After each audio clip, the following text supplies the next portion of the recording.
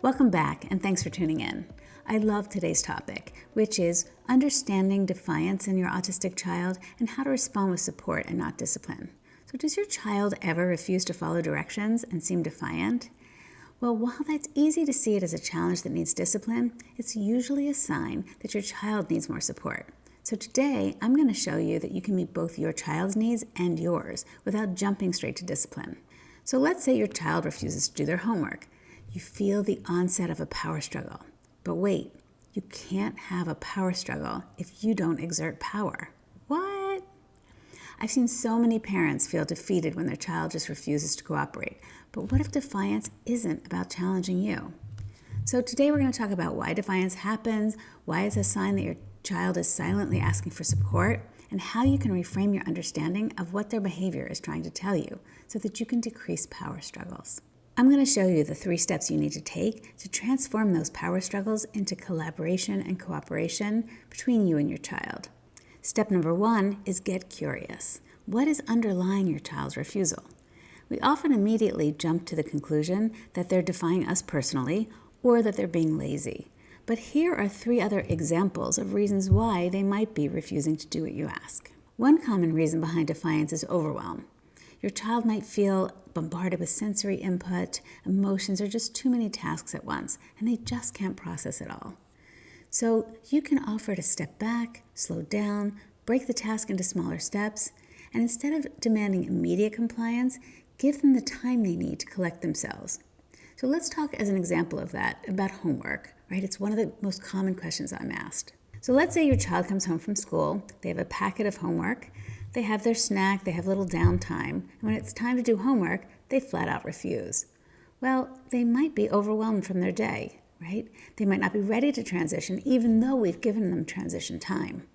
Or the task might feel too overwhelming. Maybe they know there's some math homework in there and they had a hard time that day in math. So here's something I want you to consider. A battle of wills is never going to achieve the outcome you want. And here's a fun fact. Once we assert force, it shifts the focus away from the homework and to the battle of wills, right? So it shifts us away from the thing we want to achieve. So how can you get the homework done? Well, there are a number of things you can do. First, you can offer to sit with him or her and just do the first one. Say, let's just sit together, we'll do one problem, and then we can take a break. You're targeting the overwhelm. You're trying to help them feel less overwhelmed by the huge task ahead of them by offering to do just one and sitting with them to do it. So that's just one example. But if you think about the cause of their refusal as being overwhelmed, you want to think of how can I reduce the overwhelm for them right now? Another reason for refusal to cooperate with a task could be the need for more processing time. We know that sometimes our children have a hard time with transitions, so sometimes they just need a little extra time, or they need to really think through what they're about to do before they're asked to cooperate and really execute the task. Let's use as an example of that getting ready for school in the morning, which is another really common question I get asked. One thing you can do, for starters, is get up a few minutes earlier to give your child a little more time to transition into their day. I know it's already early and it's already hard, but those few extra minutes can really reduce some of the battles that you're about to face. Another thing you can do is think through whatever you could do the night before, like lay out the clothes, or even some children go to sleep in the clothes that they're going to wear the next day because it's too hard to change their clothes in the morning. Now that might not be to your taste, but it's a possibility, okay? And one other thing you could do is find a way to make the task more fun.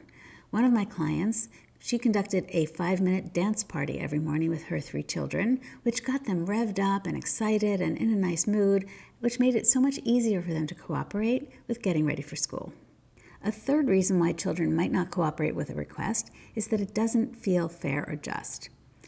As we know, autistic children often have a very strong sense of justice and fairness. So if they don't understand why they should need to do this task, they might downright refuse.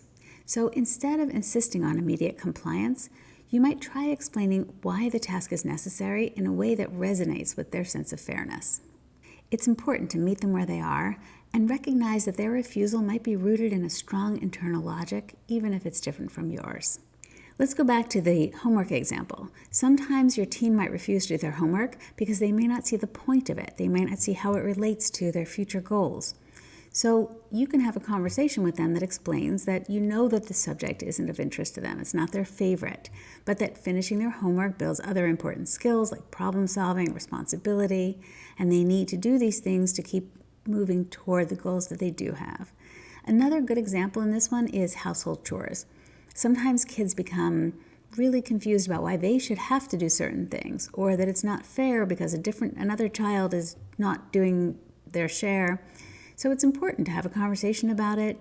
They need to understand that sometimes not everything is completely fair, or they need to see from your perspective how everyone is pulling their share. Now, these conversations, of course, don't automatically result in cooperation from your child, but it's important to target the underlying reason why they're refusing to do the task that you're asking them to do, to get into a conversation, to at least move forward their understanding of why it's being requested of them. So those are 3 possible reasons why your child might be refusing. There are others, but those are 3 examples.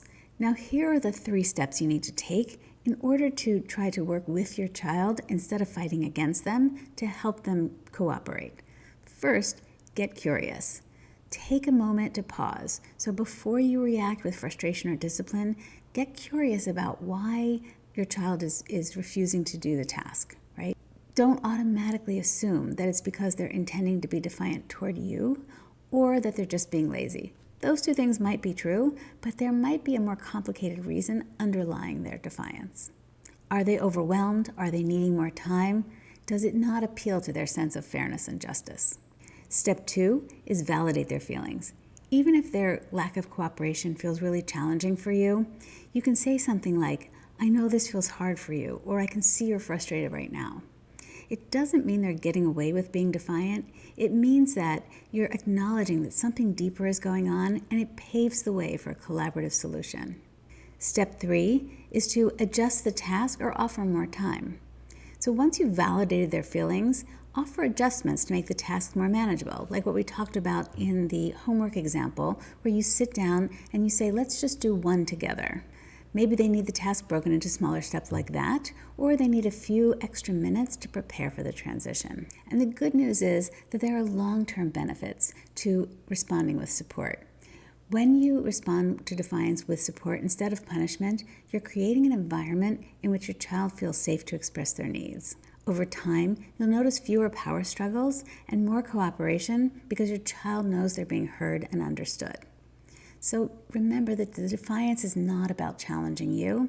It's about your child asking for help in a way that they might not know how to express in a better way. So the next time your child refuses to follow directions, remember the 3 steps to respond with support.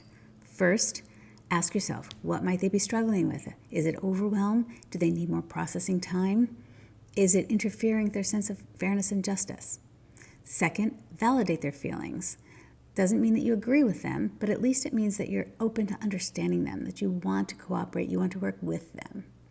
And third, adjust the task. You can offer to help, you can offer to break it down into smaller pieces, you can offer to make it more fun. You have the power to turn defiance into an opportunity for growth and understanding. By seeing these moments as requests for support, you'll build a stronger relationship with your child. I hope you found this helpful. Please subscribe and follow for more strategies to support your child's emotional growth and development. Drop a comment below if you've tried this approach, what worked, what didn't. I'd love to hear from you. I look forward to seeing you next time.